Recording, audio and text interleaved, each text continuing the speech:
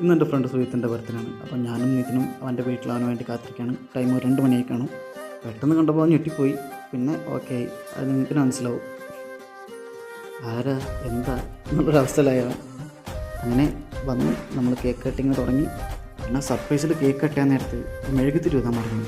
പിന്നെ വീണ്ടും കട്ട് ചെയ്യാൻ തുടങ്ങി. ഇനി മ്യൂസിക് കുറച്ച് സൗണ്ടിലായിക്കോട്ടെ.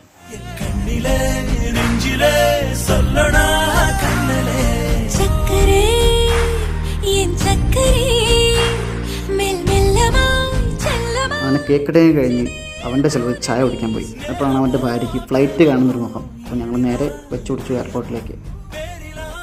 നിതിൻ പണ്ടേ ആക്ടിങ്ങിൽ വീടനായതുകൊണ്ട് ചായ ഇല്ലാത്ത ഗ്ലാസ്സിൽ ചായ കുടിക്കുന്നു. അവളുടെ കൈ പിടിച്ച് അവൻ നടക്കും. എന്താ